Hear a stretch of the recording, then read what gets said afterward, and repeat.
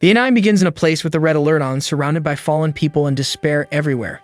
In the midst of this, a boy named Yogiri walks calmly through the corridor, seemingly unconcerned with the chaos around him, until he stands in front of a camera and asks where a woman named Asaka is. Right in front of him, the entrance to a room opens, and there is the woman Yogiri is looking for being threatened by another who's pointing a gun at her. The boy approaches the situation as if he doesn't understand what's happening, welcoming the woman as if she doesn't have a gun aimed at her head. The aggressor tells the boy to step back or the worst could happen, but at that moment the boy triggers a mysterious effect that instantly eliminates the armed woman. Seeing the scene, Asaka questions what that was, but before she could reflect more on the matter, Yogiri hugs the girl and calls her back home. After this, we see that Yogiri was just dreaming while his friend Tamachika Denura tries to wake up the boy in a hurry. Yogiri is still sleepy on the school bus, but the girl can't believe that he can sleep in the situation they are in, with a gigantic dragon massacring their classmates.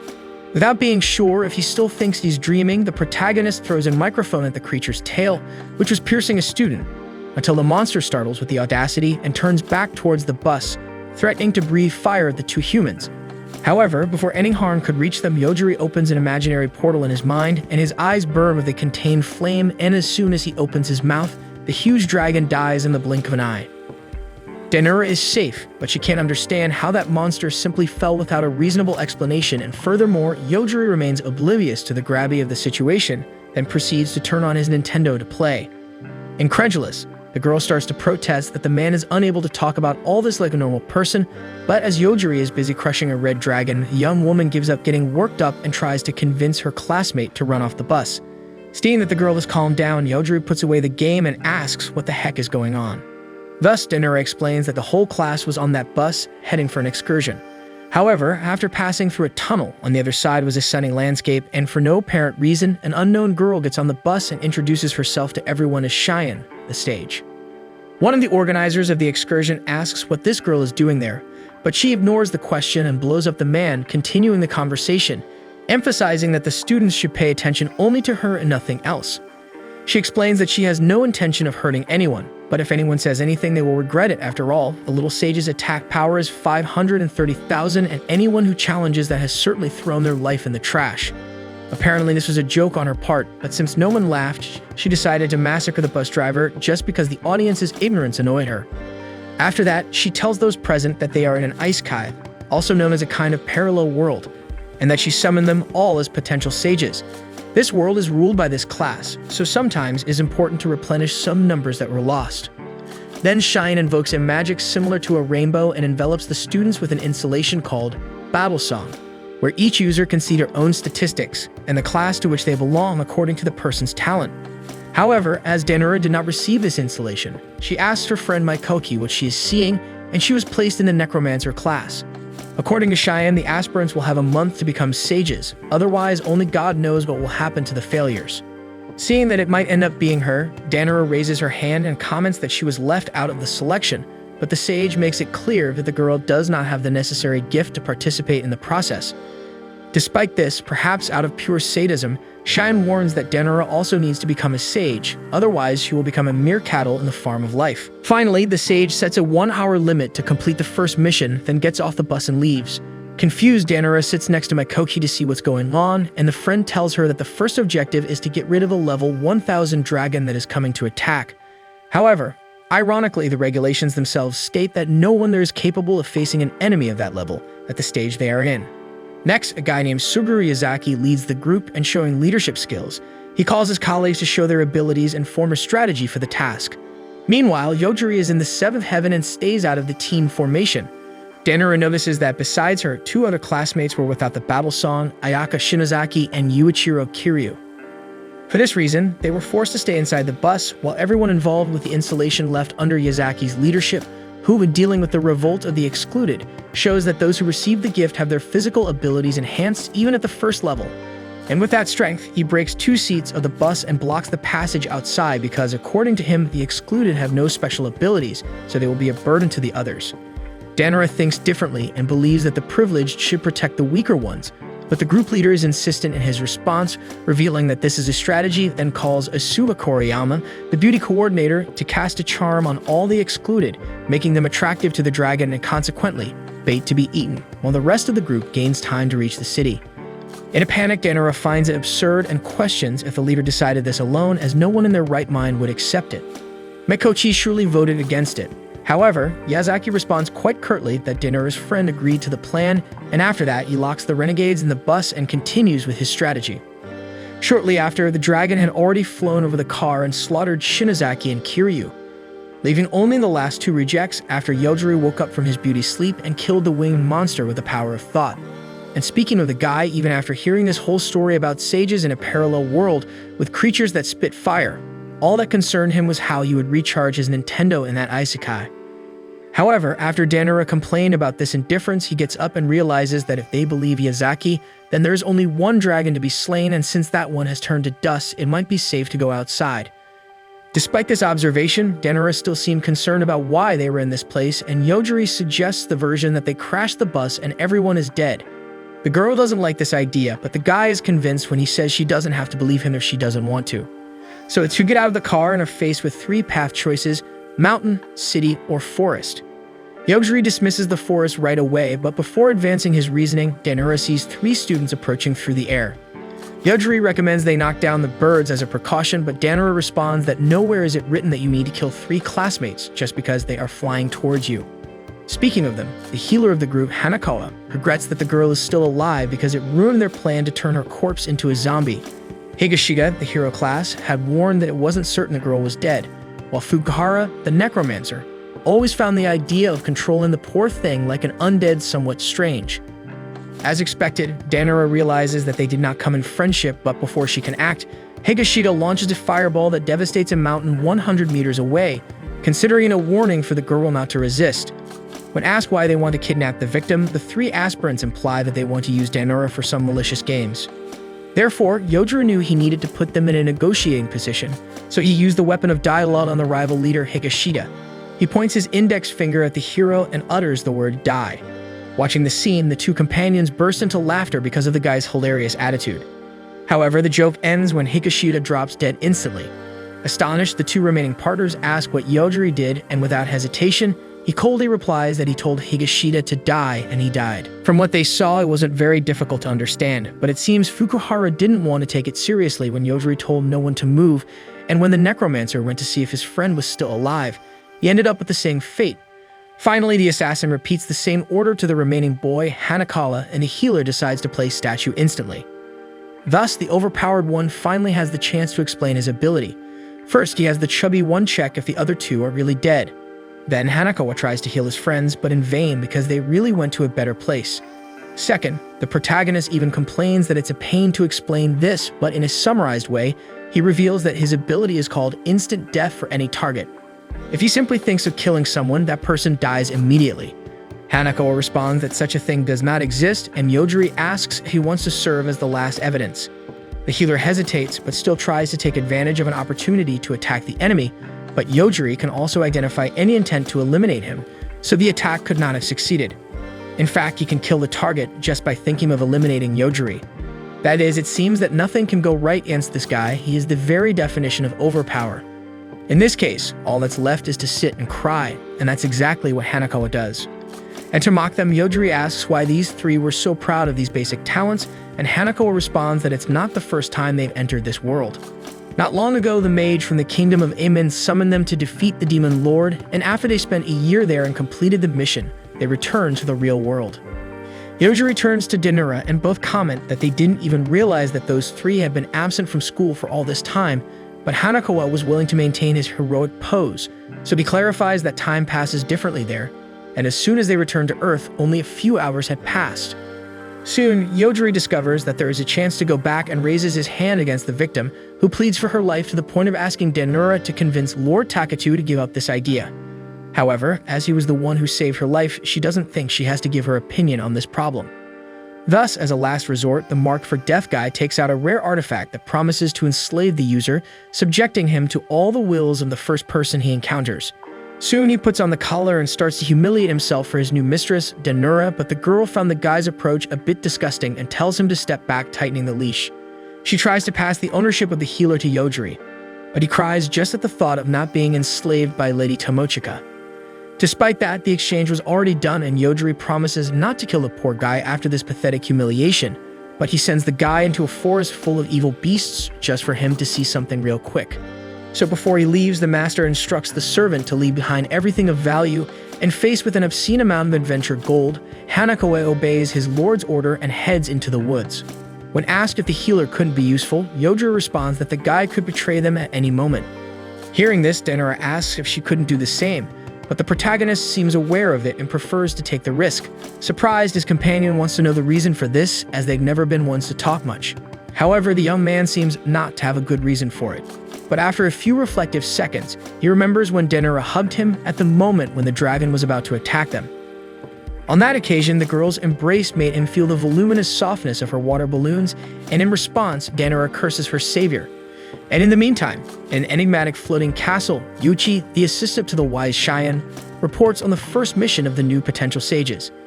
The mission was successfully completed, but there were 4 fatalities. Cheyenne quickly thinks that the 4 renegades were the ones who died, but the assistant reveals that, in fact, only 2 outcasts were eliminated. In addition to these, 2 more of rank S, as the more experienced ones died suddenly. Perhaps this is the work of instant death magic. However, despite the seriousness of the matter, Cheyenne doesn't pay much attention to the problem and leaves it to Yuichi to act as he sees fit. So after a long walk, the protagonists reach the city. Despite Denora's excitement, Takatu is just eager to take a nap. Nevertheless, the guards are closing the gate, but the girl is in a hurry and tries to convince them to let them in. Instead of letting them in, the guards put the duo under the watch of Masahiko, a city representative. He questions how this second group of candidates appeared alone after the entire group had already arrived. Takatu explains that they got separated from the larger group. Masahiko seems bothered by this story and clarifies that they would usually charge a toll from the boys, but they were instructed not to mess with sage candidates. The protagonist ignores the fuss and mentions they heard about a capital, asking how they can get there. Masahiro seizes the opportunity and retorts that they were told not to interfere with the candidate's path, but no one said they couldn't help them. Takatu sarcastically thanks for the help and leaves, but the representative goes further, suggesting that the girl could spend the night at his mansion. Denora is embarrassed, pulls Takatu away, and they run off. Some time later, Denora feared that Takatu might have to kill that man. On the other hand, he feels offended and asks if she thinks he's some kind of lunatic. She responds that the part of him that hasn't realized that is the most charming. After that, they start exploring the city. Denora is excited that the place looks like it's from a fantasy movie with people resembling animals. Mairyu, one of them, greets the 2 outsiders and asks if everything's meow with them. As it seems to be their first time there, she also asks if they have problems or another kind of meow. Without answering the questions, Takatu asks what she wants. The cat gets straight to the point, expressing her desire to be close to sage candidates because they have a promising future and are easy to seduce. Denora comments that the cat is very direct, but Mairyu clarifies that she would never hit on a guy with a girlfriend. She adds that the key to success is developing a very mild friendship with the candidates. Takatu asks what she thinks about bringing the cat along. As she wanted to take a look at the city before dark, they decide to go with Mireio. However, this outing turns bad as the cat convinces Denora to buy a bunch of expensive things she'll never use, only to end up cornered by a gang of anthropomorphs in the dead of night. The gang leader, the only human, mocks Takatu for being so calm in such a situation. When asked if they want money, the boss says it's one of the goals, but the main course is talentless sage candidates. Takatu confirms he understands their objectives, but will have to eliminate them. Concerned, Denora tries to warn Mairyu that the guy isn't to be messed with, but she dismisses it as a stupid bluff, saying 2 weaklings without Dom can't do anything in this situation. Then Takatu gives the first command, and the row of enemies behind them falls lifeless. He commands the leopard man to die halfway, but by the way he fell, Takatu notices that even halfway is too much. So he decides to control this power more and nullifies the right ankle of the rooster and the left arm of one of the dogs. Obviously, the rest of the henchmen were already terrified, and even Denora suggests that Takatu is going too far, but he responds with indifference, stating that when he tried to go easy, nobody paid attention. Therefore, he attacks the 2 eyes of another dog, and when the lizard tries to attack, he quickly deals with him too. Witnessing such madness, Mireyu asks Takatu what kind of male he is exactly, but the boy responds that he doesn't even know. Soon he evaluates if his measured abilities were useful, but concludes that it's not efficient to destroy specific parts of someone's body. Plus, he doesn't like the feeling of intentionally torturing someone. Mairyu panics and pleads for her life, mentioning her siblings at home, but Takatu argues that it doesn't justify kidnapping and selling people. Then he raises his right index finger and commands the end for both, but instead, nothing happens. Faced with the stroke of luck, the two thugs swim to freedom while Takatu watches their escape without a reaction. Denura tries to understand, asking if he let them go, but he says it wasn't the intention. Meanwhile, the two villains are running as fast as they can, and Miryu continues to wonder who the hell that kid is.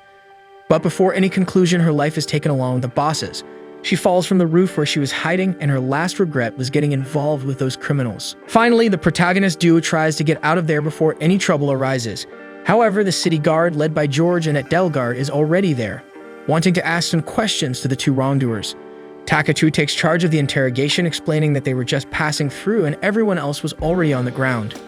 However, Delgard caught the boy in the act as she saw the bandits fall at the moment they were about to attack Takatu. This leaves Denura furious for being labeled as suspicious, while the city guard, supposedly witnessing everything, did absolutely nothing to intervene.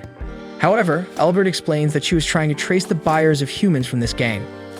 Finally, she adds that it's better for those candidates not to raise a finger against the guard because they possess the protection of the wise, so the gift does not affect them. Yet Jorge's appraisal skill identified that neither of those two has the gift, meaning it's difficult to assert that they could really take down an entire gang.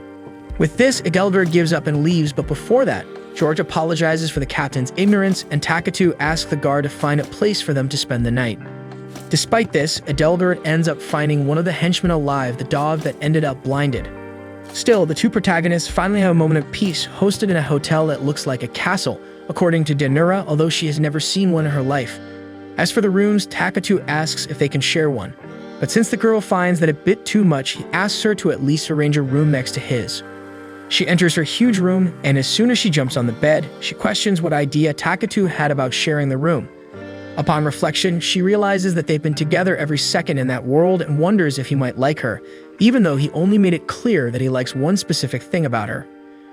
But the reflection ends when a spirit invades the room. Despite the initial scare, Denura seemed more scared by the fact of finding this spirit in this world, as she asks what the older sister is doing there. Then, the spirit is offended by being compared to that figure and introduces itself as Mokomoko Denura, wife of the founder's son of Denura School, known as the restorer of the school and protector of the Denura family, ancestor of Tamachika Denura and guardian spirit. After this flood of description, Tamachika asks the spirit to take it easy, or she won't be able to keep so much information in her head. Later, Mokomoko warns that Tamachika is in great danger, so she had to appear there to help. But as she has been through a lot to get there, the young girl wonders why the guardian spirit didn't appear earlier when she was in the thick of it. Mokomoko explains that she was afraid of that guy Takatu because if she appeared out of nowhere in front of him, she risked being erased from the face of the earth, as his ability works even with paranormal beings. For this reason, Tamachika Denura must inform the boy tomorrow about the existence of the ghost sister, because only then the spirit will be able to stay safe. Furthermore, she reveals that she can protect Tamachika from everything except physical attacks. In fact, she prevented the installation of the battle song in the girl. As Yogiri was upset about being left without it, Mokomoko explains that that installation has certain advantages, it's true, but once installed in the mind, the wise ones gain control over you. Finally, she confesses that she would love to take away the successor of Denura Archery School, a mixed martial art practice since the Heian dynasty. But since Tamachika is stuck in this world depending on Takatu, the spirit decides to teach the true art of Denura and names this mission Operation. My guardian spirit is the strongest. No one in this other world has a chance against him. The next morning, Denura was exhausted, and when she meets Takatu again, a receptionist named Celestina informs that since yesterday she had been trying to locate their classmates as well as preparing the language translation, status concealment items, and even arrange a charger for Takatu's Nintendo. Finally, she gives the boys 2 tickets to the capital, departing tomorrow at noon. Moreover, she accepts the boy's request to guard all his treasure, and as she even did that, Denura is amazed at the efficiency of this worker. The next morning, the group heads to the new city, and Tamachika is wondering why she is turning the crank of a portable game charger inside the ghostly stomach of a guardian spirit from the Heian dynasty. In the meantime, Mokomoko makes it clear that she does not take up physical space so the young girl can relax. Because of that, Tamachika asks the spirit to sit next to Takatu, but the old apparition is still terrified of the boy. Therefore, he calms the ghost and reveals that he has been able to see her since Tamachika warned him of her existence, and in any case, Tamachika can also sit next to him if she's uncomfortable. With that done, Yogiri Takatu informs that Celestina, the receptionist, thinks their classmates are near the primitive forest, and Denura does not understand how this woman knows so much. At that moment, Takatu lays the girl on the bench, and the roof of the car goes flying. As for the previous city guard, they are trying to extract information from the henchman who survived the assault. A vampire named Lane takes the lead in the process. She is of the original blood class, the highest rank of undead, and analyzing the eyes of the wounded, she is impressed how the blindness of the dog shows no bruising or injury. Then she removes the criminal's eye and heals him with another. Still, he continues unable to see, so Lane bites the dog, who, by linking to the vampire's bloodline, his physical strength grew monstrously. Nevertheless, the vision has not yet returned, which Lane finds intriguing.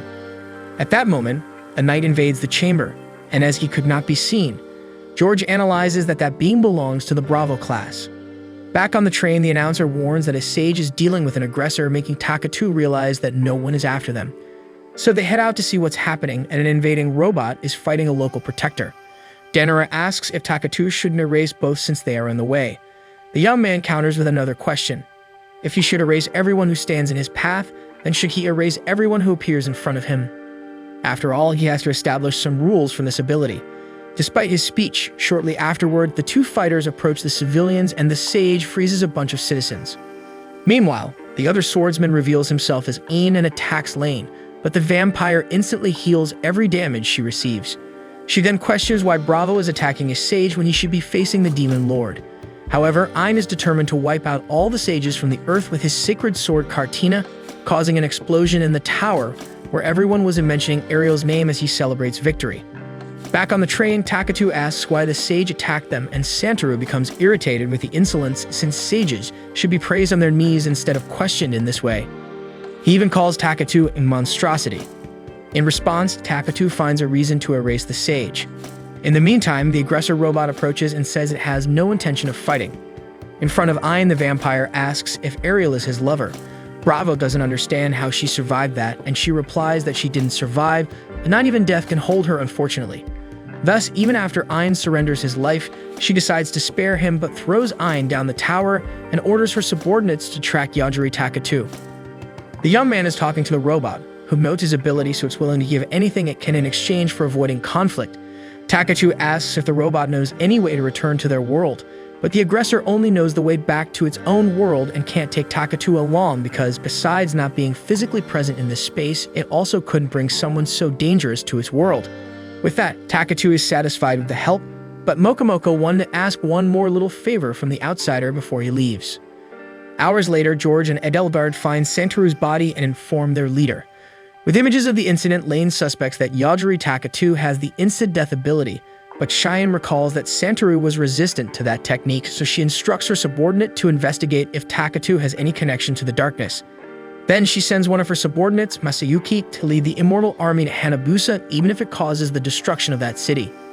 Meanwhile, the protagonists decide to leave on their own since they didn't want to be seen with an aggressor, and Mokomoko presents Denura with a sword made from pieces disguised in the girl's clothing, leaving Tomochika wondering how to use a sci-fi weapon that works this way. After their journey, they arrive in the city of Hanabusa, according to Denura, a typical Japanese town. She asks Takatu if he wouldn't like some time to develop his skills, but he replies that he was practicing with some bandits and beasts that were chasing them along the way. When the girl looks back, she sees a pile of bodies behind them. Denura tells him to warn her when there's an enemy behind her because walking unaware is dangerous. The guy just affirms that he knows that very well. Later, she comments that since he gets tired after using his powers, maybe he can only use them a few times a day. Contrary to that, Takatu reveals that it's the fact that he gets tired that allows him to keep using them, making the girl realize that this young man's prowess knows no bounds. Entering the city, Mokomoko notes that instead of protecting themselves with walls, they seem to have set up a magical barrier. Until they reach a tall hotel, the one Celestina mentioned they would find. The group decides to use the hotel as a base, and Denura rushes in, excited about the size of the place. Once inside, everyone sees that the place is truly fancy, and a classmate named Yuki Takabana approaches the girl in the group, expressing happiness that she is safe. Denura asks what he's doing there, and he replies that he doesn't have to stay with people who level up inefficiently. Beside him, a girl named Erika asks who the girl he's talking to is, displaying basic jealousy for everyone to see. But Takabana clarifies that they are just classmates, so there's nothing to it. On the other side, another girl praises her master for having such a kind heart even when dealing with rude people. Meanwhile, Denura asks who these strange people are, and since Takatu knows as much as she does, Takabana introduces his hand-picked bodyguards. The blonde is Erika from the 5th class. She doesn't care to introduce herself, but as Yugi ordered, she obeys. Next is Stephanie, from the 4th class, who makes it clear she doesn't want to talk to those strange people unless her master orders her to. In the 3rd class, Chelsea introduces herself in the most timid way possible, placing a bear in front of her face to simulate the plush, commanding the death of some girl inside her head. Then, Euphemia introduces herself as from the 2nd class. Finding Denura very ugly, she earnestly asks the girl to stay as far away as possible. Last but not least, the captain of the bodyguards introduces herself as Riza. In an excessively serious tone, she asks Denura not to be so arrogant as to think that Tachibana is just a classmate. With the end of this presentation round, Denura asks if the girls can stop being so aggressive for no reason, but Tachibana apologizes, saying he's not very good at being tough with girls. In the end, he asks everyone to be quiet for now. After that, Takadu comments to his friend that this guy was one of the students who stayed behind on the bus, but has no idea how he ended up here with these women behind him. Denura responds that the guy has always been popular among girls and quite cocky, so it seems he's just continuing that. Convinced of his ways, Tachibana soon invites Denura to be another one of his lovers. As the girl reacts negatively, he thinks it's because of Taka too and decides to make an exception for a man in the group so both could be his slaves. Denura was trying to understand if the guy was serious, while Taka-2 decided not to kill him now, thinking the young man might have some issues in his head. Denura asks why the boy is so arrogant, and Tachibana explains that he is from the Dominator class, a class with the ability to enslave lower-level individuals. But Denura implies that he must be way behind the level of the rest of the student group since they are busy with missions, while he's out there playing Simon Says. With that, Tachibana thinks Denura is already so in love that she wants to know everything about his life. So the Dominator reveals that there was a party to celebrate the success of the first mission in the city where he was. He was drinking at a table alone during the celebration when a classmate named Haruto Otori asked for permission and sat with him. As a member of the consultant class, Otori advises Tachibana to enslave first-level servants and make them level up. As they defeat new people, those defeated will also be enslaved, and much of that experience will pass to both of them. Since Tachibana didn't know he could do that, Utori explains that one of his abilities as a consultant is to know various hidden powers that people are unaware of. Finally, Utori says he's giving this advice because Tachibana is promising, and as the Dominator class is rarer, it would be foolish not to rely on a sage with such talent. With that, he bids farewell and wishes good luck to his colleague. With this story, the Dominator justifies why he's evolving without lifting a finger. He levels up by enslaving people who do the dirty work for him. And telling this story, he asks Denura once again if she would like to join his group, and the girl feels even more motivated to decline the invitation. So Tachibana asks the girl to just think about it and leaves. Takatu comments that Denura would probably be safer with that guy than with him, but the girl shows with her face that this opinion was quite unnecessary. Meanwhile, Lane is seeking to confront the darkness, and when she comes across it, the vampire asserts with conviction that this creature stands no chance against her. Back at the hotel, Denura wonders how long they will stay in that hotel, as it's been 3 days since they arrived. So she asks Mokomoko to go into his room and see what's going on, but the ghost won't enter that room even if they pay her, as she has no idea how the guy will react to such a sudden invasion. Then, Denura sees the city upside down below her because a servant named Masayuki had finally arrived wreaking havoc. With the immortal body beside him, any citizen run over by them would be turned into a third-class zombie. Inside the hotel, Mokomoko notices that the people there are not good at all because they have the smell of death. As they witness the rapid decline of the city's population, another ghost approaches their door. Instead of Denura wanting to go down to see what's happening, she lies on the comfortable bed in that luxury room and ignores everything. Mokomoko disapproves of the young woman's attitude, saying she can't just pretend the city is falling apart. Moreover, there's a hostile presence nearby spying on them, so it's wise to stay alert. Fearing that the situation might be more serious than she imagines, Denura tries to call Takatu, but the boy is fast asleep, dreaming of a moment from his childhood. He is awakened by a female voice calling his name, while his dog Mikori licks the boy's face. He gets up, sees a girl inviting him for breakfast, but as soon as he says he's coming, Takatu is awakened by the phone and called to action. As soon as he steps out of the room, he senses a strange presence around, although he doesn't see anything. Therefore, he focuses his vision and detects a ghostly figure in the corner of the corridor. Immediately, he eliminates Erika, Tachibana's bodyguard. Then he reaches Denura and warns her of a hostile ghost behind her. At the same time, Tachibana is away inspecting the mission but realizes that his servant's signal has disappeared. Moreover, a creature invades the area where they were. Back to the protagonist, Denura recognizes the blonde as Erika, and Takatu knows this will be a big problem with her master. Therefore, they have to get out of there as quickly as possible. Denora mentions that she needs to gather her things first, and as she acts like she's just going out to buy bread, Takatu asks about the reason for her calmness.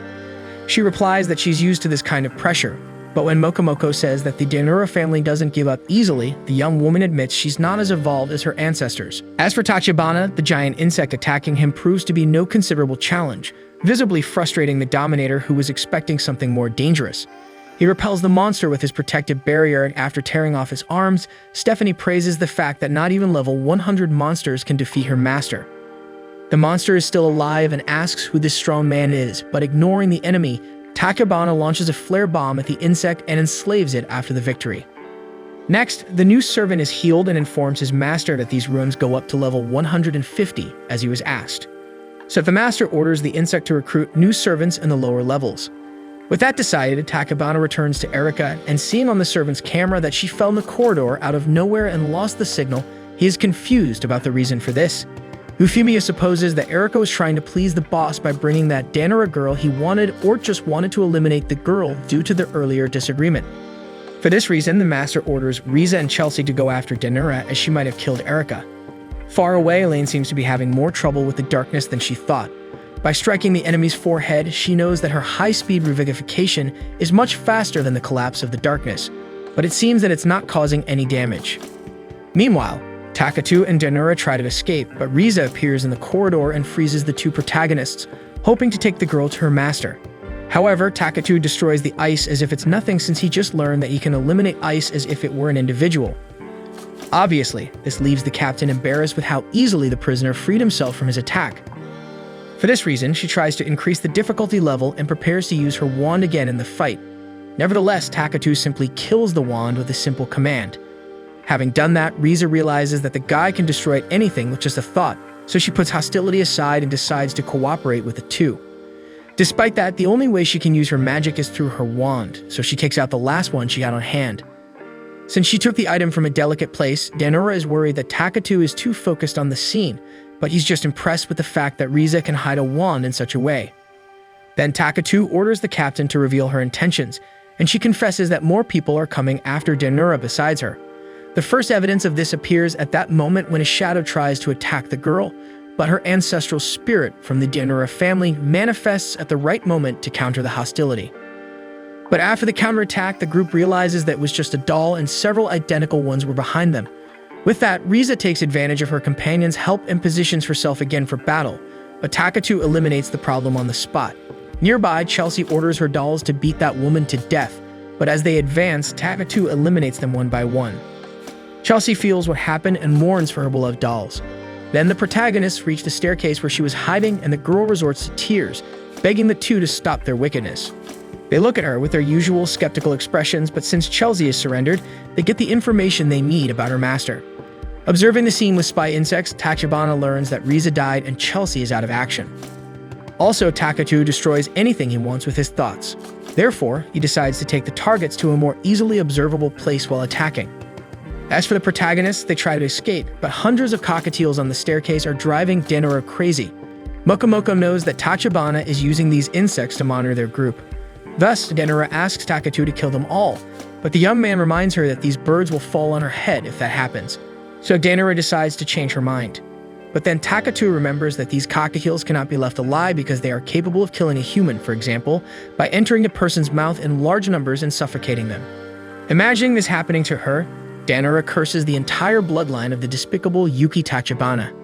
Mokomoko reminds the two that in this rhythm, the entire city is going to turn into zombies, so wisely they decided to continue with their plans. Since they didn't kill the insects, Tachibana thought that the presence of the bugs was hindering the boy's power, so he decides to attack to solve the problem. He orders the cockatiels themselves to attack. The insects light up in red and seem increasingly hostile, so Takatu decides to try a technique at that moment. If everything goes as he imagined, it won't be a problem to kill Tachibana right now. He focuses on a kind of magical portal that takes his thoughts to the target, and even though he's far from him, Takatu manages to bring down his enemy. However, since the cockatiels were still standing, the protagonist imagines that the master's death has freed the insects from prison. This news terrifies Danora, who thinks that this will make those disgusting creatures even more unpredictable. Danora asks the guy to wipe them all out, but Takatu asks if it's fair to kill a creature just because we think they are unpleasant. And with that life lesson, the two leave the place. Returning to the Dominator Master, Stephanie tries to bring him back with her healing magic, but absolutely nothing works. Euphemia announces that she's leaving since she's now free from the slavery power, but the fourth-class bodyguard doesn't seem to share that idea, so she decides to stay with her master. Leaving the hiding place, Euphemia comes across the fight between Lane and the Darkness. Soon, she warns the vampire that she has no chance against such a force, and since she doesn't know how to deal with that enemy, she decides to listen to the woman. With that, she enchants Euphemia and bites her, making her servant to extract everything she knows. Meanwhile, Takatu and Danura descend to the city and discover that practically the entire population of Hanabusa has been turned into undead, and Masayuki declares the start of the zombie epidemic hunting humans. Already Lane, the immortal vampire, has Euphemia under control after the kiss, and she begins to tell her new follower about her intention to test the abilities of Yogiri Takatu. Since Lane has an absurd restoration ability, she feels confident in finding out whether Takatu can eliminate her or not. The protagonist reaches the midst of the chaos that the city has become, but he believes they can pass through without major issues if they are cautious, considering that these zombies are quite slow. Danura expresses her desire to try to save the people suffering from this epidemic, but both Takatu and Mokomoko think they don't have the ability to help in such a situation, so their plan is just to navigate through the confusion. Meanwhile, Masayuki is being pressured by one of Lane's assistants, the city mayor named Ryuta Takahashi, who claims that Lane left the city of Hanabusa in his hands. However, the commander of the Immortal Corps also claims to be under the orders of the vampire, who commanded him to take control of the city.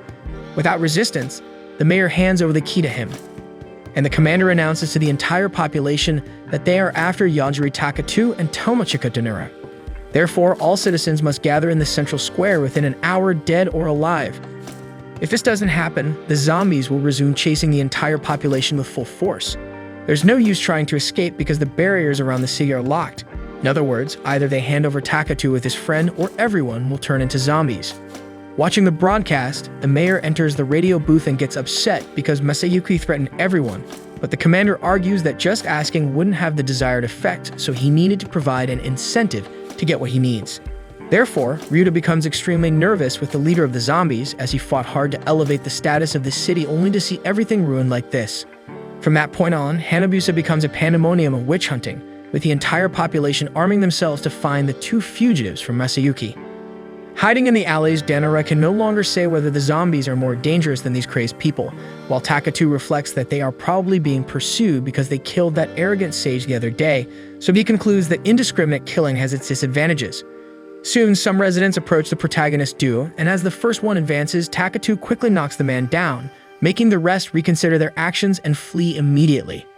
Reflecting on what happened, Danura and Takatu start to worry because even the citizens are becoming aggressive, suspecting that Masayuki intentionally turned the residents against them, thinking that the two wouldn't eliminate ordinary people. Therefore, maybe it's better to voluntarily appear in the central square to negotiate a more peaceful resolution to this conflict. So they traverse a Hanabusa cursed by chaos until they manage to find the leader of the zombies, and Masayuki finds this the most anticlimactic way to surrender, as he was expecting a more exciting pursuit. Therefore, he starts taunting the two humans, who are just trying to negotiate their departure via train to the real capital, so they need the barriers removed to reach the station. But the fact that Takatu is requesting this without any nervousness infuriates the zombie leader, so his veins pop out and he shouts that the two humans are not in a position to demand anything at the moment. Therefore, Takatu thinks it might be fairer to give something in return for this favor and offers to let Masayuki live even though he's a jerk. This is the cue for the undead boss to completely lose it, ordering the Immortal Courts to massacre that arrogant human since this Takatu cannot kill those who are already dead. But that's not exactly how things go down, and the protagonist eliminates all the enemies instantly. Witnessing this, the city mayor raises his hands and tries to distance himself, saying he has nothing to do with this zombie invasion. Meanwhile, Masayuki is upset with his dead allies dying again, asking Takatu how he can do this. Takatu has no idea how it's possible, but in his mind, those enemies were kind of alive since they could move. Either way, he decides who is alive or dead, and since those dead were moving, they were alive in the end. With that, Masayuki shouts Lane's name, asking if that vampire knew that this human was capable of doing this. To counter the attack, Masayuki starts transforming into a bizarre zombie bat until Takatu extinguishes him without ceremony. Danura feels sorry that the boy didn't wait for Masayuki to transform, but he wasn't in the mood for that. After that, the girl asks what they will do about the barriers since the zombie leader was dead, but fortunately, the city mayor was there and could be useful. He explains that it was Sage Lane who sent the immortal court after them, and the duo is surprised having another sage besides Cheyenne and moreover, wanting to capture both of them. Speaking of which, Mokomoko warns that spiritual energy with the intent to kill is being manipulated in the direction of this city, so it seems that these enemy forces are not sparing any effort to stop Denura and Takatu. In addition, this magical energy seems to move the citizens of Hanabusa themselves this time. For this reason, Mayor Ryota tries to intervene in the situation because he can't stand so much chaos in his city anymore, so he takes Hanabusa's key and tries to activate some kind of device. However, the key does not respond. For this reason, Ryota suspects that Lane herself is personally manipulating the barrier. And in the meantime, the suspicions are confirmed when Lane herself is concerned that this strategy is very dangerous because the interference of Yuki Tachibana was identified from a distance by Takatu, and he managed to eliminate the target from countless kilometers away. And because of this concern, Lane asks Euphemia the degree of danger she thinks Yogiri Takatu represents. Tachibana's former bodyguard presumes that this guy may be above a sage, a swordsman, or even a mythical being, so it would be prudent not to mess with such an individual. Lane feels secure in her potential, but that doesn't mean she's reckless enough to underestimate a power like Takatu's. Regardless, she has no choice but to continue her mission. Meanwhile, the cursed population of Hanabusa surrounds the protagonists, and Denura asks if Takatu can identify the source of this manipulation to destroy the threat. However, he explains that it probably doesn't apply to this case as Tachibana was connected to the servants themselves, making it easier to identify the source of energy for that reason.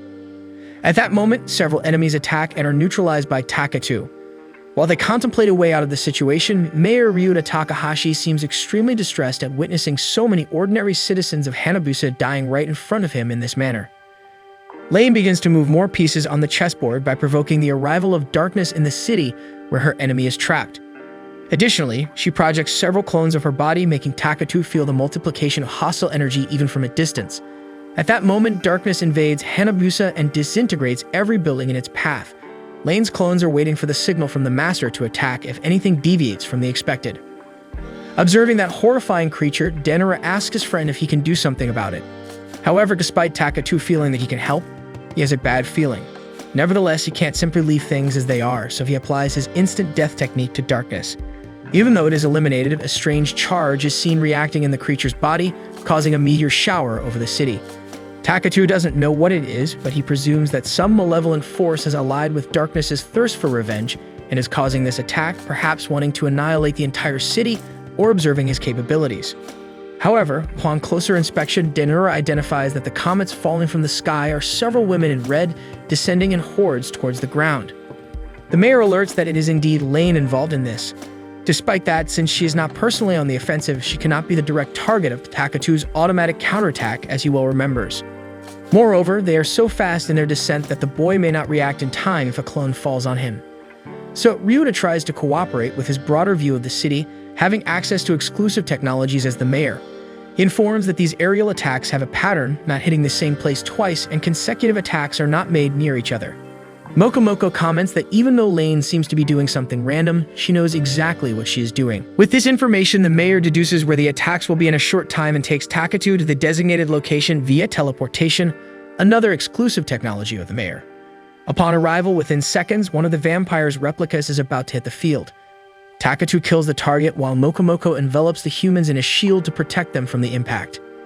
After the dust settles, Mokomoko explains that she had acquired a Furimura from Darkness not long ago, and it is a flexible magical object that can become a protective barrier or even armor.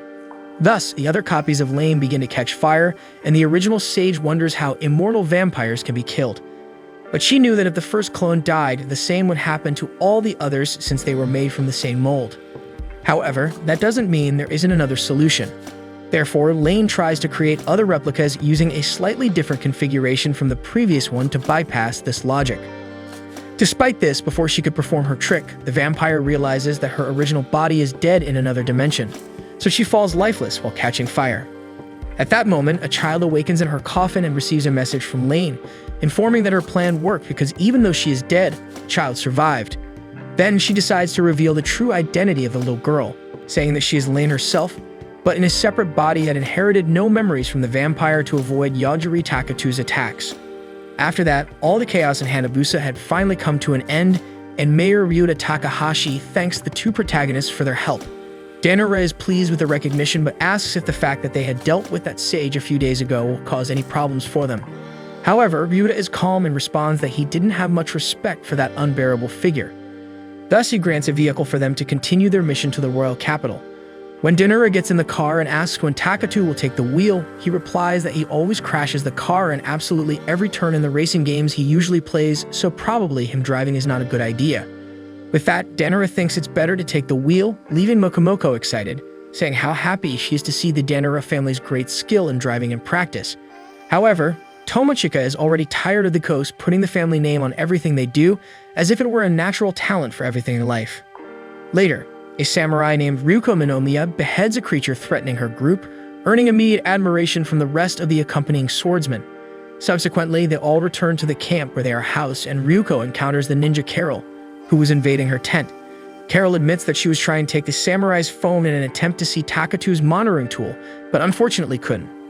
Surprised by the audacity and talent of the girl in being able to enter unnoticed, the samurai asks Carol what kind of class she is, and the girl explains that she is an unusual type of American ninja. Ryuko asks if she is without any monitoring system since she was looking for hers, so Carol Slane explains that they were preparing an exclusive satellite to observe Takatu, but this device has no use in this world.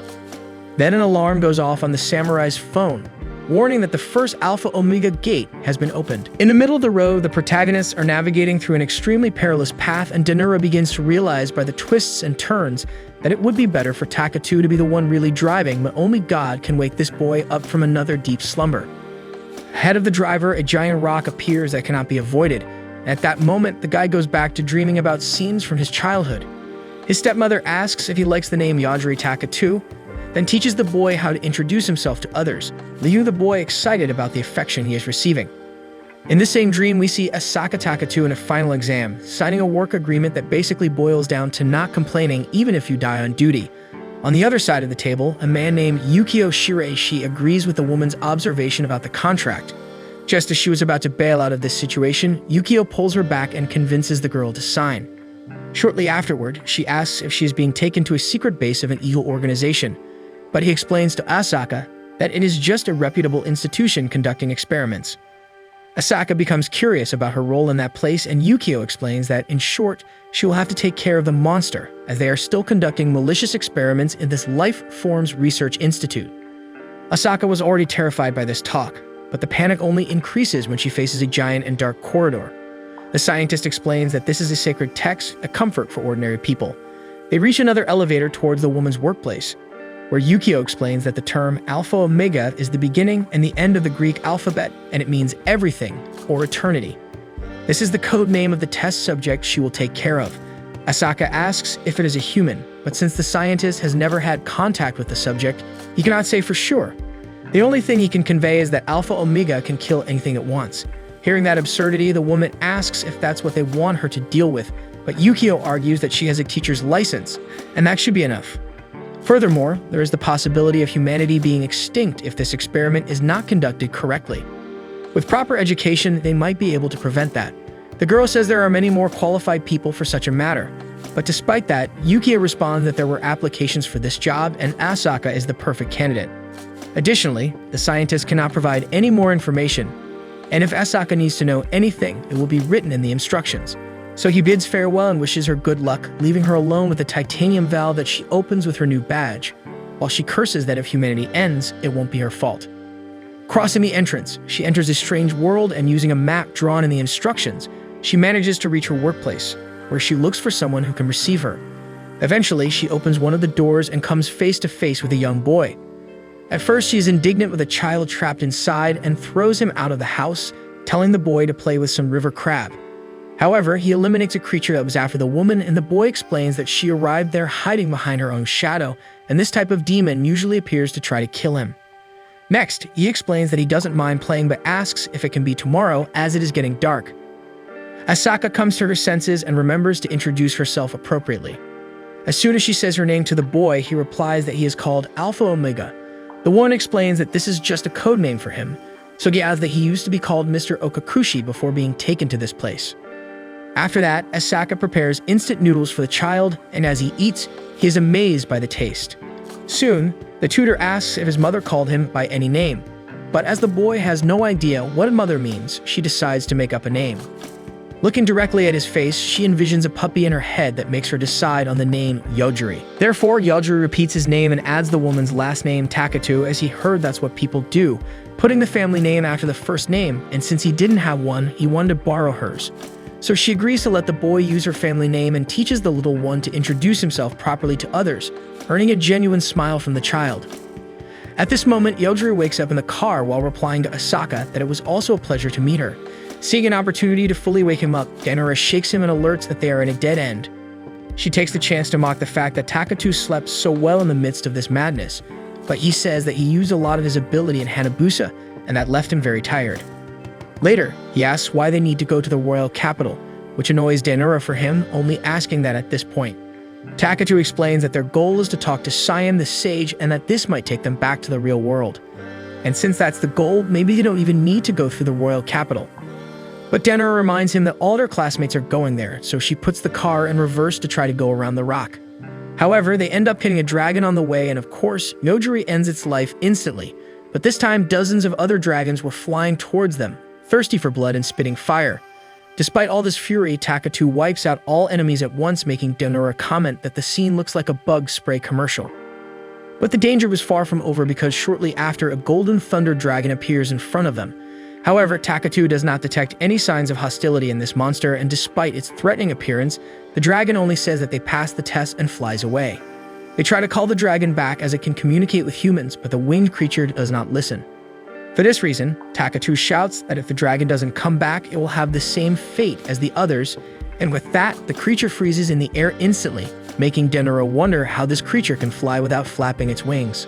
So back to the protagonists, the dragon reveals its original form as a little girl, justifying that she wanted the test if they were qualified to see the sword master, an incredible being capable of granting the gift to those who deserve it. However, Takatu responds that he has nothing to do with that, as he just wants to reach the royal capital, leaving the dragon embarrassed for having taken the sword master for granted. Thus, the little girl pleads with them to go see the master since he asked her to recruit some new candidates and he rivals a sage. So Takatu realizes that suddenly they could find out something about returning to the original world by talking to this sword master, but Denora thinks it wouldn't be good for them to change course since they are already lost enough.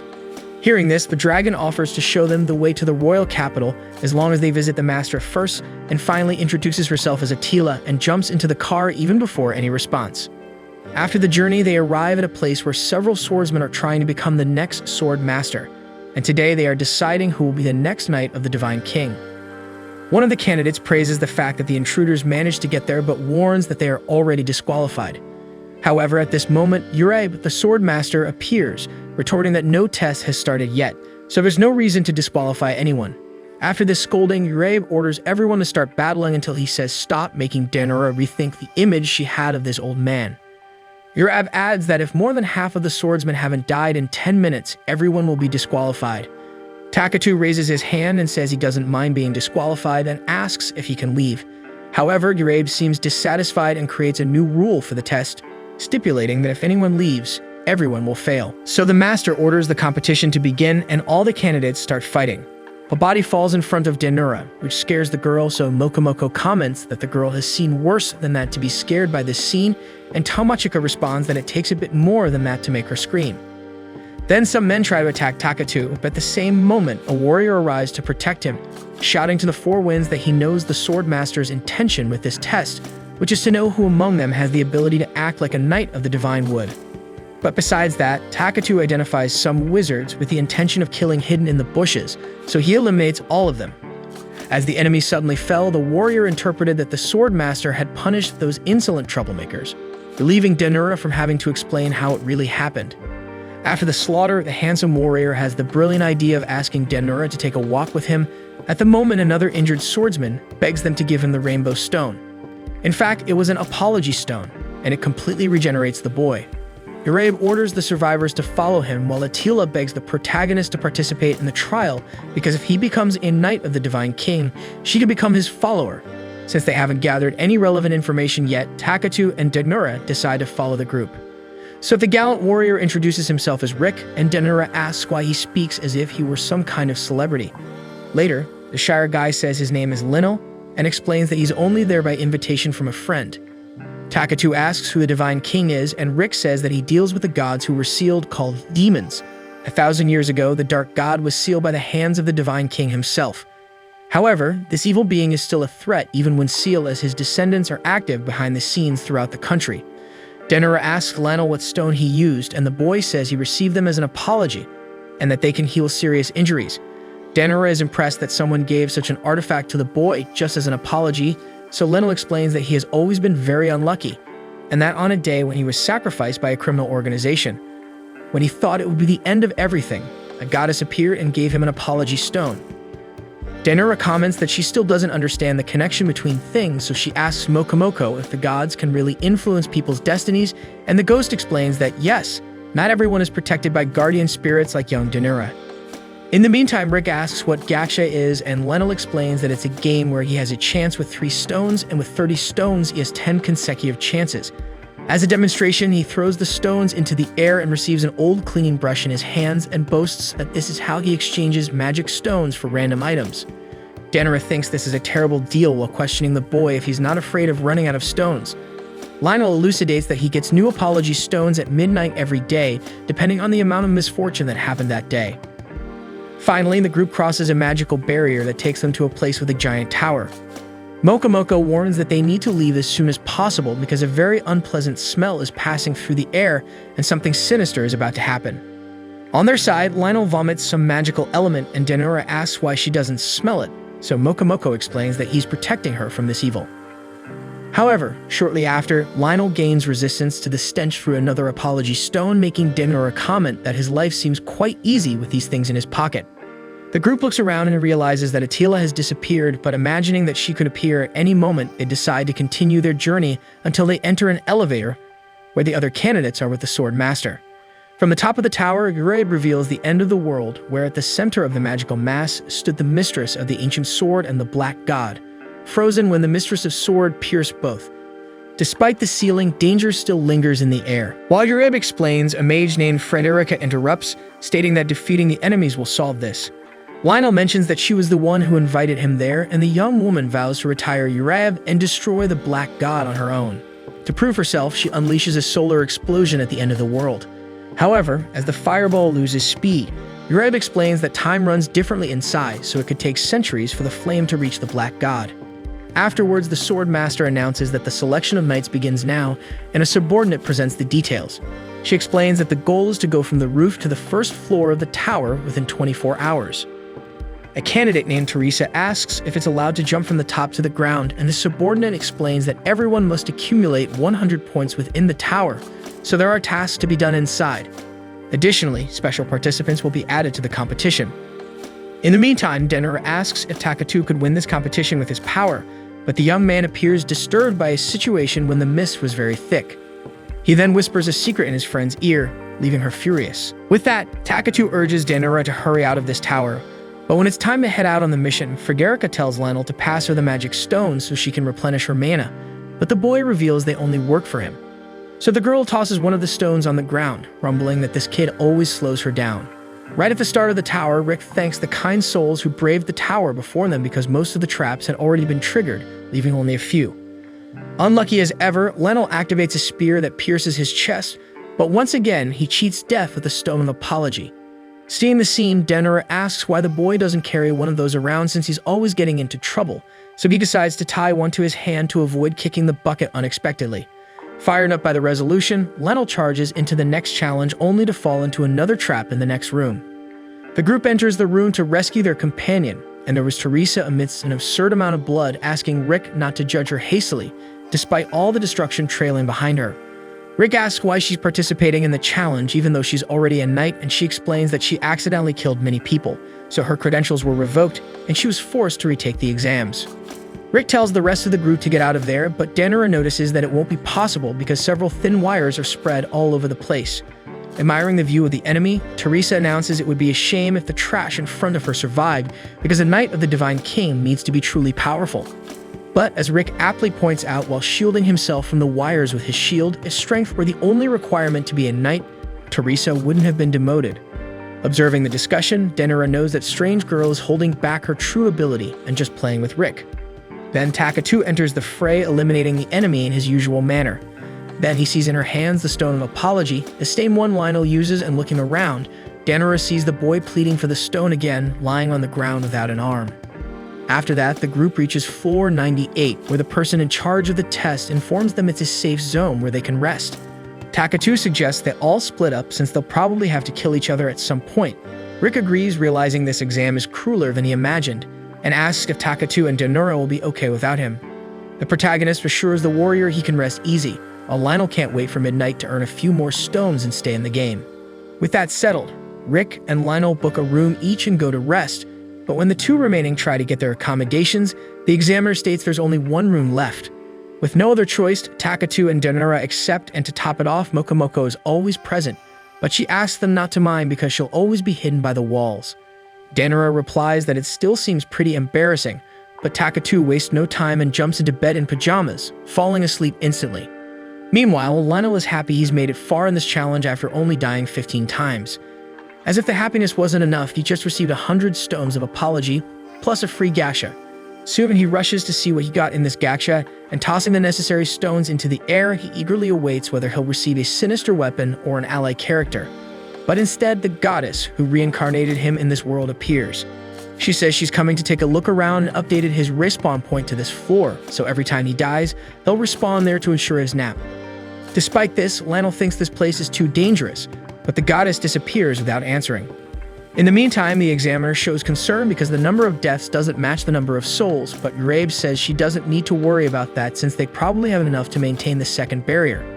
The girl agrees, adding that they need to replenish the half-demons for the first barrier. Far away, a girl pursues a candidate sage, saying if the boy refuses her offer this time, she'll have to kill him. Then she uses an ability to identify she's facing Rakuto Seitu, a transmigrant blessed by God with his power. Satan finds it boring to be revealed by magical eyes and asserts he can also know the girl's name if that's all. Then he calls out Aoi Hayanos' name and attacks her with magical tentacles. In response, she uses an ability called Only World, which could be defined as the world that only rewards effort. The tentacles are eliminated, and then Rakuto casts another spell on the girl, who retaliates with the exact same spell, as she's always been able to do. However, the boy isn't convinced of defeat and tries to use the funeral pyre to end the battle, but nothing happens. Hayanos explains that God granted him power without any effort and probably took it back without any effort as well. But the boy says he didn't receive this power from God as he draws his sword.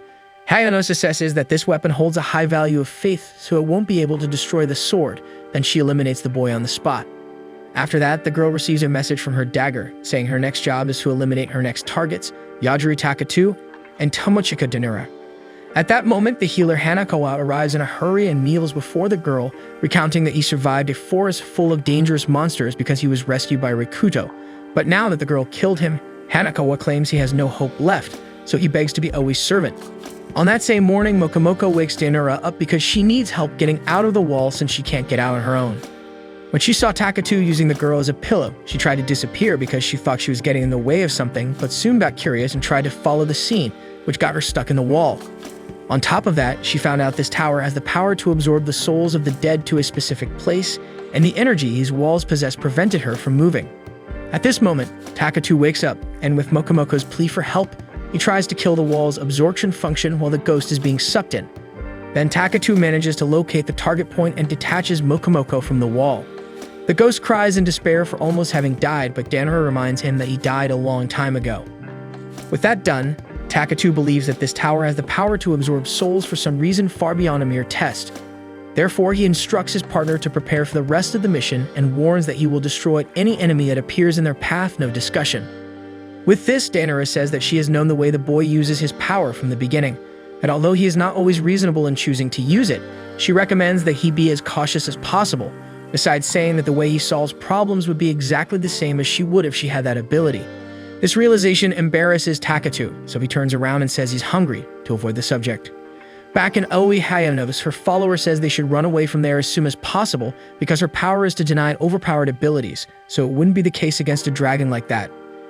Despite this, the girl claims it's much easier than it seems because with her ability Only World, she can alter events that appear so they are exactly as she thinks they should be. In the case of the dragon, she thinks a creature of that size can't fly, and as she concludes that the creature falls. Hanako finds it as overpowered as what she claims to fight against, but Aoi argues that it would only be if she could also face objects with high faith value, which is not the case. However, the dragon returns and eats the healer's arm, who heals himself and asks if the girl just took away his flying ability. Aoi replies yes, so a fair fight is on from now on. Then she cuts off the head of the winged monster, revealing inside it an aggressor named Hedgehog, who flees through the skies at the same moment after absorbing all the information he needed. During the escape, Aoi notices a tower in the path where the aggressor was fleeing, so she carries the healer with her to there, who absolutely does not want to meet Takatu again, because he knows the boy will end him as soon as he can. Speaking of him, the protagonist is eliminating all the traps along the way to advance in the challenge until a wizard appears before him complaining that the guy is relying too much on cheating to pass the test. When Danura asks who he is, he reveals that he built this tower and can appear anywhere in it whenever he wants, and then Danura responds that it seems as overpowered as what the two of them are doing. Ignoring her, the mysterious guy complains that he racked his brain to set up all these traps, and someone is passing by destroying everything as if it were nothing. Takatu says they are just trying to get out of that place, but the man replies that it's not possible because that tower was built to keep the dark gods sealed. In turn, the protagonist says he won't do anything to that place if he can leave, but the tower's builder considers the possibility that those two are some trick of the dark god. So he introduces himself as Iglesia, known as the High Sorcerer, but before he could finish his speech, Takatu knocks him out. Danura goes crazy because this guy seemed important to die so quickly, but her friend says the guy would probably try to kill him. Meanwhile, the Sword Master's assistant announces one problem after another, and he gets more and more annoyed. The woman announces another 100 points for Rick, fighter number 97. Next, the warrior meets Frederica, who is helping her friend Lionel accumulate some points since poor guy hasn't won anything so far. Eric praises the progress of his colleague, who thanks God he got a great equipment in the last gacha he did. Somewhere else in the tower, two swordswomen fight each other while Lord Misaki warns the girl named Shiro that she's losing, and that the enemy's blows aren't even that strong, so Shiro can win this duel. Motivated, the rabbit girl advances against her opponent and strikes a monstrous blow that opens a hole in the ground. Thus, Mokomoko comments that these two duelists seem very strong and therefore wants to know what Takatu is going to do about it. In turn, the protagonist has nothing to do with that brawl and just wanted to cross the arena without trouble.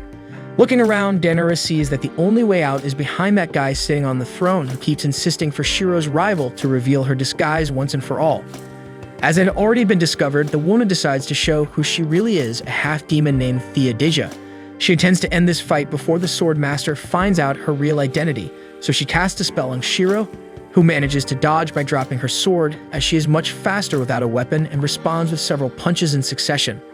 Seeing that it will take a while, Takatu asks if the guy on the throne wouldn't let them pass there smoothly, while Danura tells the boy to look around and realize that two people are fighting to the death there. With that, Misaki replies that he won't let the two pass as some of his disciples don't have enough points, but Takatu argues that he and Danura have only 6 accumulated points, so they are small fish. Furious, the Lord of the Arena affirms that's why they need to fight more because he values this exam as a game and doesn't respect that they don't see this situation the same way. The half-demon Theodisia tells the protagonist that she's out of it because she has enough points.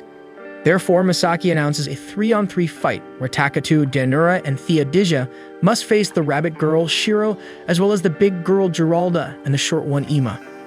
Theodisia says she doesn't see any chance of winning if the other two opponents are as strong as Shiro, and the Lord of the Arena makes a point of commenting that the rabbit girl is the weakest of the three, while Ima is a swordswoman and Geralda is a magic specialist. By the way, the Lord intends to take the half-demon and Danura for himself, so they must be left alive. Danura asks if Takatu should only kill Misaki in this situation, but instead he kills the 3 rivals. Thus, he proceeds his way to the exit, and when the Lord tries to stop him because of his hatred, he is eliminated in the same way. Staying Takatu's power, Theodisia asks for the boy's help. She wishes that both of them help her find her missing sister because she heard that her people were trapped in this place. However, helping Theodisia might seem bad in the eyes of the Sword Master, as it may violate the exam rules. Still, Takatu is already in deep trouble, so he doesn't mind getting a bit dirtier. Thus, the swordswoman explains that her companions are probably underground and somehow she can sense their presence. At this moment, the rest of the group comes across Takatu and Danura. Moments later, the group reaches the hall from where they came. The Sword Master observes that 17 competitors have made it to the end and declares them all Knights of the Divine King. But at this moment, his assistant alerts Uraev that the tower has fallen silent, making it difficult to maintain the first barrier, and the second one is unstable. In other words, the god could break the protection at any moment. And as soon as the girl finishes saying that, the first barrier is destroyed, while the second one proves to be quite vulnerable. At this moment, a winged being descends from the heavens, thinking that destroying the tower would make the barrier disappear. Uraib thought all of this would happen in 3 days, but duty calls now. Therefore, he summons the Knights of the Divine King for their first mission. They must defeat the winged creature or humanity will be lost. In the confusion, Takatu takes the opportunity to search the underground, but Danura is upset because the boy simply doesn't want to do anything against that. The young man explains that dealing with that flying monster will attract too much attention from the Sword Master, so it's better to leave it to others and remain discreet. Meanwhile, Lionel, Rick, and Frederica stand firm in their duty, and the enemy asks how he can break the barrier. If Uraib gives the answer, he will be spared. On the other hand, the Sword Master mocks the fact that the monster is asking this after destroying the entire tower. Thus, the winged man eliminates a knight with just a hand gesture and claims he will do the same with each one until he gets what he wants. Soon, 4 warriors have been annihilated, until one of them tries to react with several clones, but all are erased with the same ease. Then, Frederica says she can defeat the enemy even without the barrier, and gathering all her power, she invokes the extremely compressed light explosion, which the opponent absorbs as if swatting a mosquito with his hand. Behind the winged man, a unique entity emerges saying that this power was quite formidable for a human, and he would have been burned if the spell had hit the target. Worried about being called by these strange names instead of his own name, the entity introduces himself as Lute, while the flyer is called Orgain. However, the mage is not interested in trivial introductions at this moment, so she advances against the entity, who also absorbs her magic, warning the girl that she is not at the level needed to face both of them. Moreover, he turns Frederica's right arm into candy and begins to eat it in front of her. Rick tries to prevent the humiliation and attacks the child, and with the speed and strength of the blow, she realizes that perhaps this warrior has a better chance than the mage. And just as Rick tries to hit Lute, Lionel takes care of his friend and soon receives a message that he secured another gacha. So he tries his luck and uses all of his apology stones, thus summoning Vahanado, the goddess who brought Lionel to this world. Thus she states that she will resolve everything in the blink of an eye. And approaching the dew of entities, Organ bows and is surprised to see the goddess in this situation, and Lute hugs her because of the time they spent apart.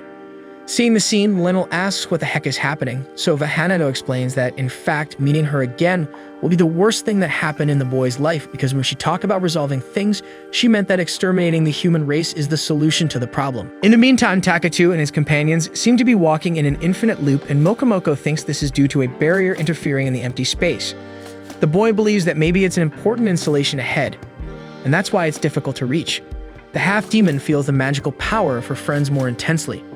And at that moment, a bizarre scream is heard, and the barrier disappears, saving the protagonists the trouble, and now they have a clear path to descend.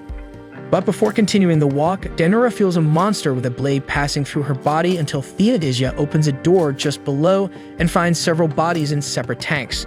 Looking closely, she presumes that her companions are inside, and even if she hasn't seen her sister thrown into one of these tanks, she feels that the worst may have happened to her too. Takatu believes that these bodies were stored there so that the magical abilities of these beings could be extracted. For this reason, Theodisia draws her sword and ends the suffering of her people. After that, she recalls her tradition, where revenge must always be fulfilled, and thus, she wishes to kill the Sword Master with her own hands. Speaking of him, Uraib notices that the situation is getting darker, and keeping that in mind, he appoints Rick as the Sword Master for now.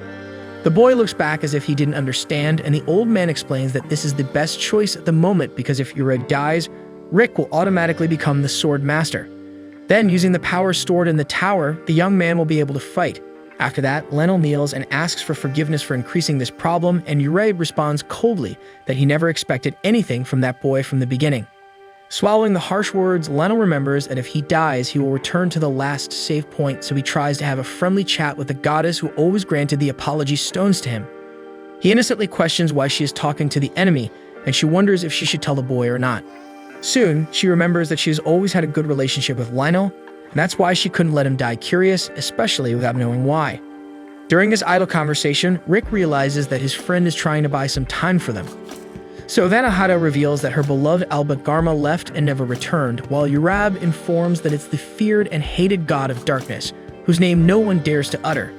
The goddess recounts that she spread messengers around the world to find her beloved and one day discovered that he was sealed in this tower.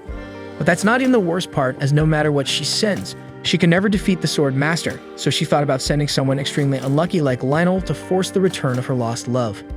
Faced with this, Lionel acknowledges the fact of not being the luckiest but didn't expect all this misfortune to bring about the end of humanity as a side effect.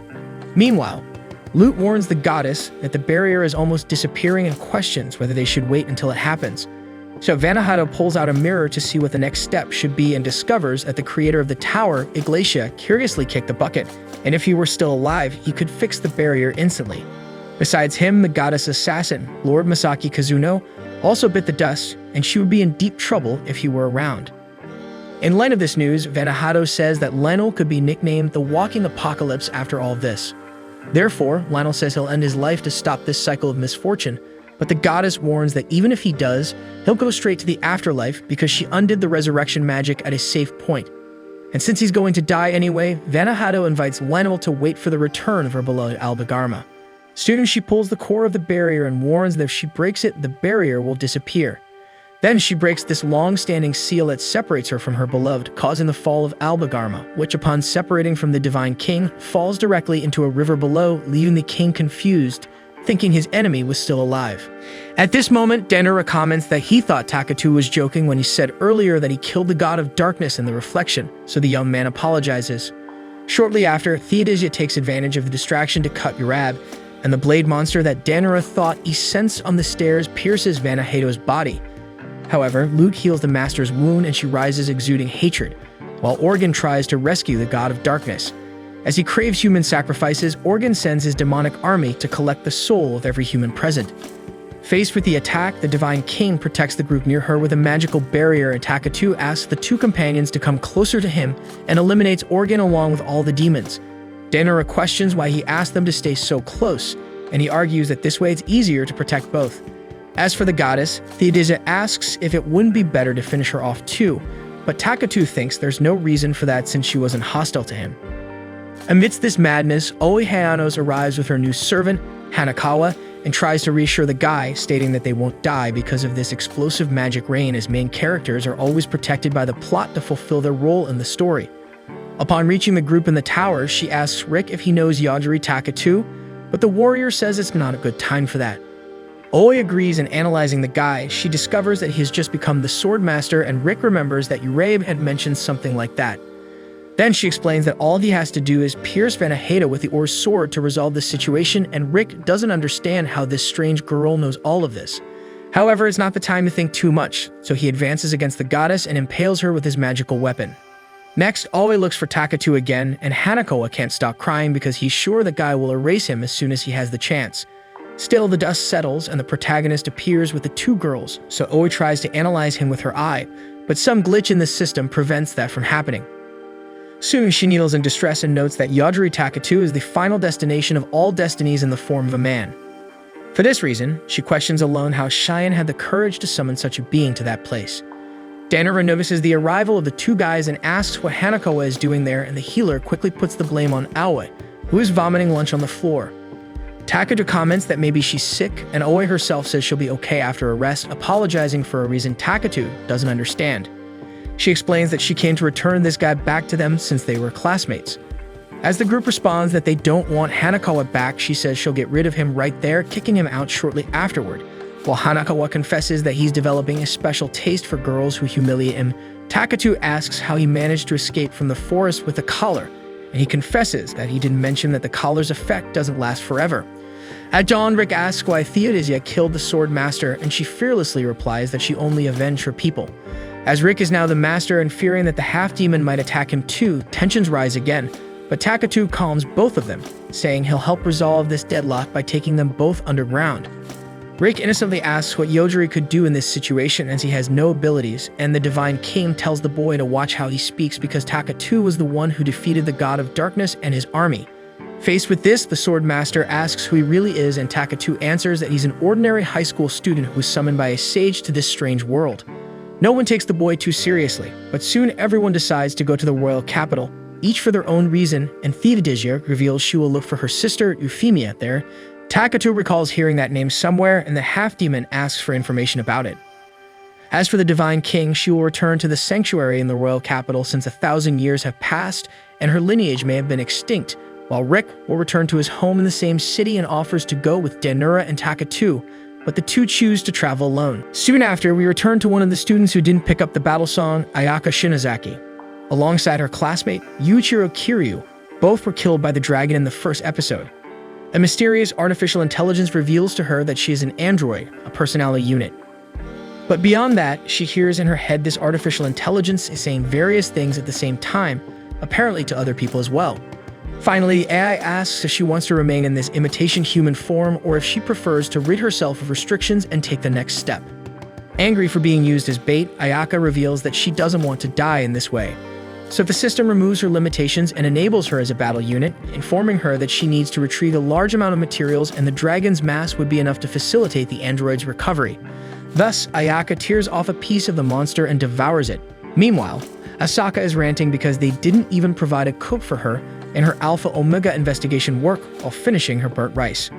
When Yogiri Takatu tastes the meal prepared by the teacher, he finds the rice tough but sticky at the same time. Asaka asks if that's how you treat someone who just cooked for you, but Yogiri still finds the food disgusting. The girl loses patience and exclaims that complaining about a woman's food is the least attractive thing a boy could say. However, the boy has no idea what it means to be attractive, so Asaka tells him to eat and say it's delicious. Thus, the boy swallows some more rice and claims it's delicious, while the cook herself feels like throwing up her own food. Next, the teacher reads her instruction sheet, saying she needs to provide a minimum of education for the child, but she has no idea how to do that, and she doesn't even know if she's getting paid for this job. But soon she tries to look on the bright side and prefers to think that teaching the basics to the kids shouldn't be difficult. So they both sit down to do some initial activities until a robotic girl enters the house to deliver supplies. Asaka asks if she happens to have any primary school books as well as a recipe book, a microwave, and a water filter. Maybe also a 43-inch smart TV with a video game, and lastly, the company of a little dog would be great. Paying attention to everything, the robot accepts the demands and leaves. Afterwards, Asaka takes a look at Yojiri's homework and calls him to get some fresh air. The woman finds it amazing that all this beautiful and peaceful scenery is beneath the surface, while the child finds it funny to have these floating materials everywhere. Despite the calm environment, Asaka fears she won't be able to return home alive from this job. Later, at the Institute of Life Forms Research, the teacher goes up to report on the June service and Shiraishi finds it incredible that the woman survived the first month. Asaka claims she needs more people down there to handle so much work, but the scientist informs her that everyone asked for a way out of this job after the first day, so the teacher will have to deal with everything. He adds that he doesn't understand why people hate this job so much, so he asks Asaka if she hates it too. Without hesitation, she states that she detests it, and therefore, the researcher responds that he can make her effort worthwhile. Asaka opens an envelope given with a bunch of money, but she rants because all that money is useless down there. At that moment, the scientist is surprised by the woman's reaction and informs her that she can leave whenever she wants. So she is even more upset for not being told earlier, and Shiraishi responds that he didn't know that would be necessary because he thought she would have left on the first day of service. Anyway, since she can leave, Asaka wants to know who will keep an eye on the child, and the contractor reveals that the robots take care of everything, including cooking. So the woman leaves immediately to take a few days off. However, she soon wakes up in an unknown place, trying to remember how she ended up there. She recalls taking a stroll through the city, eating like a cow, buying some clothes, and finally spending a night in a 5-star hotel. Therefore, she has no idea how she ended up in this cell. Soon, a voice informs her that they don't intend to harm her, and they are an organization that isolates calamities to prevent them from causing harm to the world. They wish to exchange a few words with Asaka. Meanwhile, Takatu discovers that Asaka took a vacation and becomes visibly sad, wondering if she will ever come back. Nikori tries to console the boy, but even the dog is feeling lonely in the absence of the teacher, so young Yojiri decides to look for Asaka. That said, he asks the robot where the woman would be, and as she replied that only the researchers would know that, Yojiri asks her to take him there.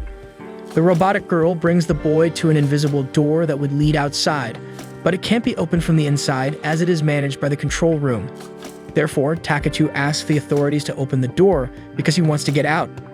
And this action was enough for all the employees to panic. When Shiraishi arrives to see what's going on, most have been eliminated while Alpha Omega crosses the corridors of the Institute. A last employee was following the orders of the paranormal, fearing for her life, so the research chief asks the security officer to shoot the woman, but Takatu knocks out the armed man. Immediately after, the child stands in front of Shiraishi asking where Asaka went, and the scientist informs that Asaka was taken away by the agency, a globally reaching organization, and therefore no one can do anything to stop it. However, Takatu says he will find a way to fix this as long as no one tells Asaka what he did inside the institute. Determined, he sets out to find his new friend, destroying everything in his path, and inside the agency, Adu seems to think that the ability of that child to kill anything he wants is nothing special. So they go on the hunt with a soldier who thought he had found a way to ambush the paranormal.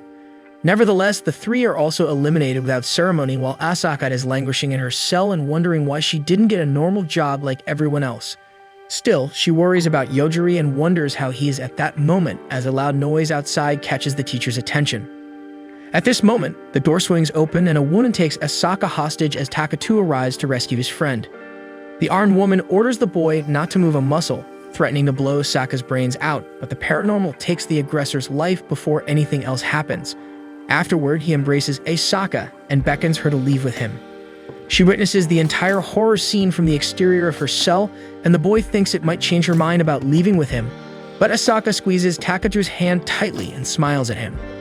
Upon arriving at the Alpha Omega shelter, Asaka is greeted joyfully by Mikori, who then asks Yogiri to play with the dog while she talks to Shiraishi. She wants to know what they will do from now on, but the researcher responds that it's out of their hands as no one there could stop Alpha Omega's wrath. So Asaka inquires about her own future, and the scientist says he can't let her leave just yet, but he'll arrange some security for her to continue her work. Despite this, Asaka herself recognizes that leaving Yogiri as he is could lead to something very serious at any moment, so she decides to continue her lessons with him in an attempt to help the boy learn to live in society. At that moment, the child calls the teacher to play something, but when she approaches, she remembers she forgot her backpack with all her money at the agency. After this story, we return to the present time, where Danora is watching the protagonist sleep, and Mokomoko comments that the girl could spend the rest of her life looking at this boy. Danora asks if the ghost can read others' minds or something similar, but she replies that Tamachika is not a difficult girl to interpret. Furthermore, Mokomoko asserts that Takatu is indeed a handsome young man, and it would be interesting to have some of that DNA in the Danora bloodline. With that, Tamachika thinks the ancestor has gone too far, but ultimately responds that this is a decision that also depends on Yogiri. At that moment, the boy wakes up and asks what decision they are talking about, so Danora avoids the topic and reminds them that they are in front of the royal capital, then asks what should be done now. But before any decision is made, the group notices they are surrounded by city authorities, and as they exit upon the leader's orders, he introduces himself as Torx, chief of security at the southern central gate, and questions what these young people are doing there with a vehicle from the Immortal Corps. For this reason, Takatu explains that the mayor of Hanabusa Ryuta granted them this car, and they are candidates for Cheyenne Sage, needing to be in the capital for the selection process.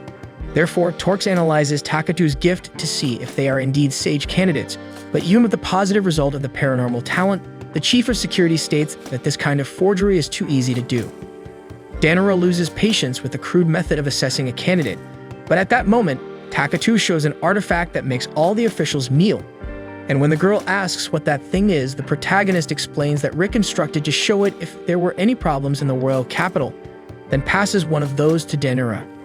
Torx explains that it is an amulet with the emblem of the royal family, and behind it appears David, the youngest member of the royal family, adding that this amulet indicates that they are known to Richard or that they are knights of the Divine King.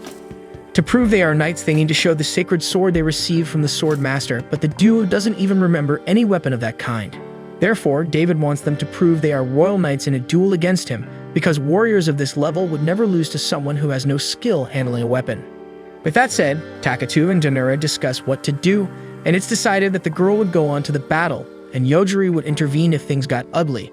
Soon, the duel begins, and Takatu analyzes that the noble's style is very orthodox, while Danora's seems different from everything, as Mokomoko informs that the Danora family's motto is to confuse the opponent with unexpected movements. For example, Tomochika is closing her left leg with her right, without the opponent noticing, and gradually walking toward him without giving any hint that she's doing so.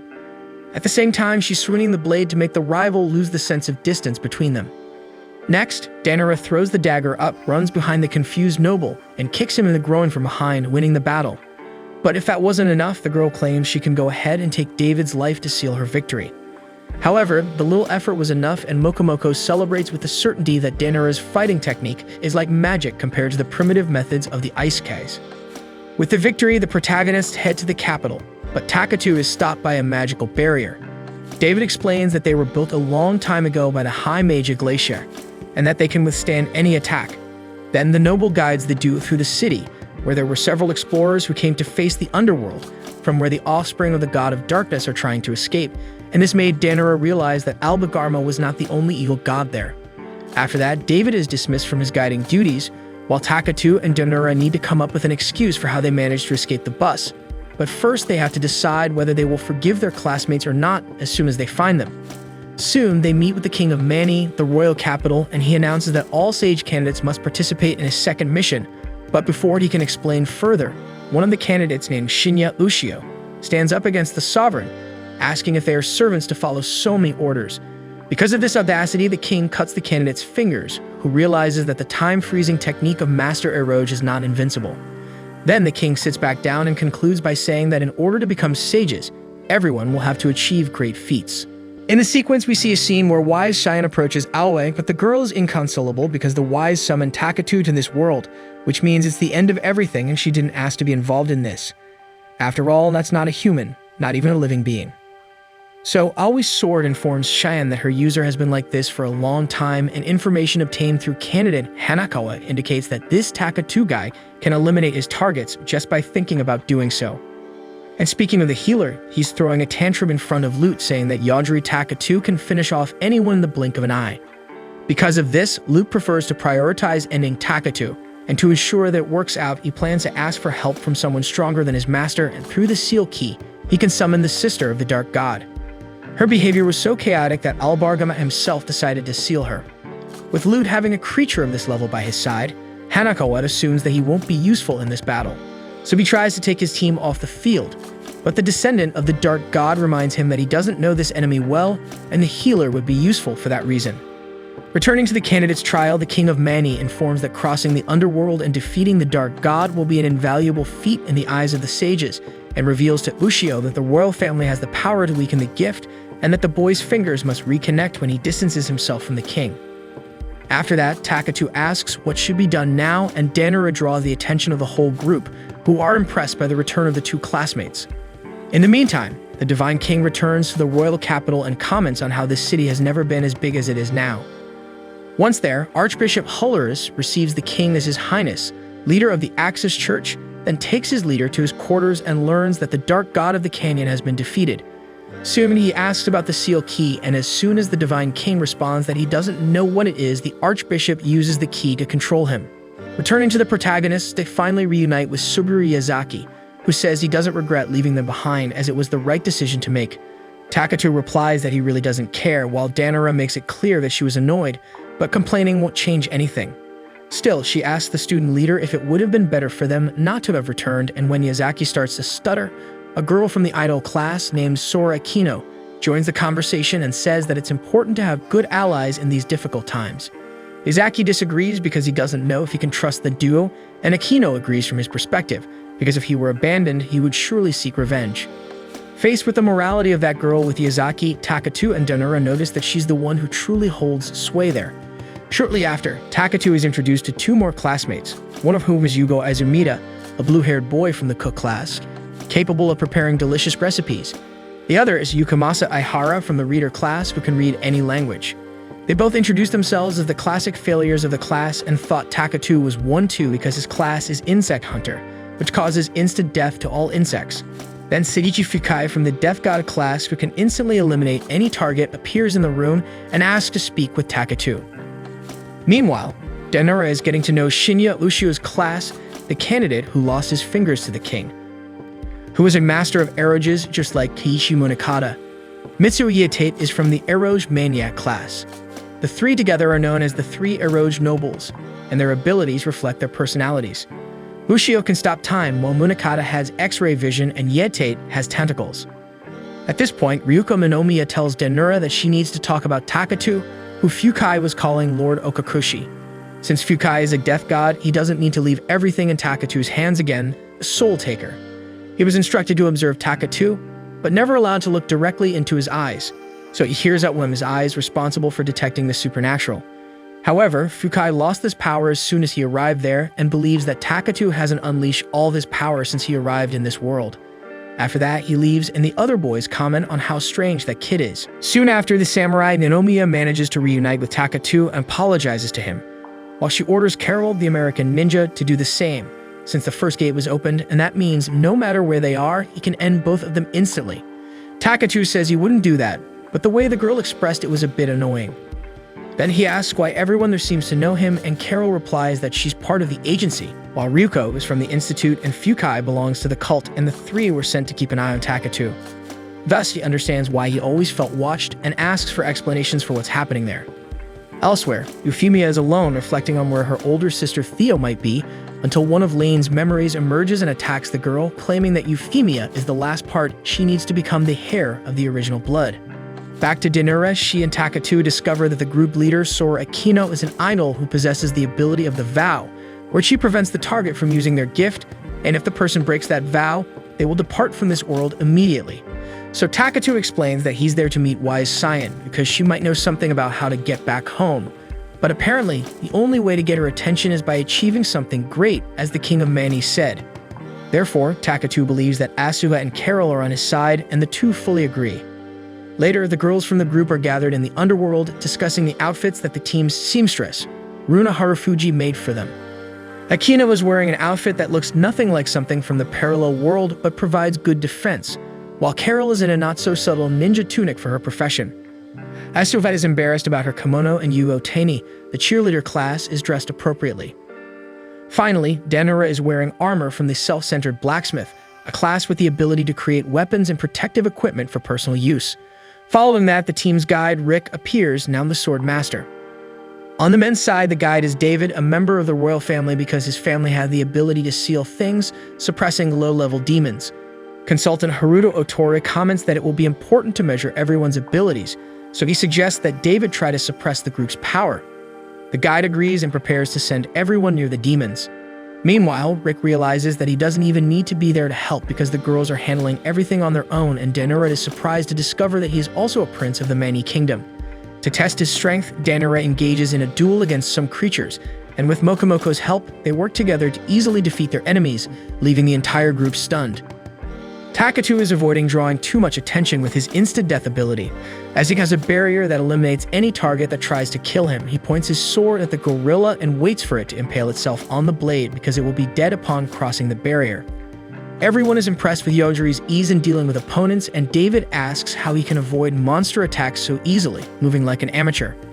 Takatu ignores the question and asks the consultant if he should demonstrate his insect hunting ability, but Utoru responds that it's not necessary.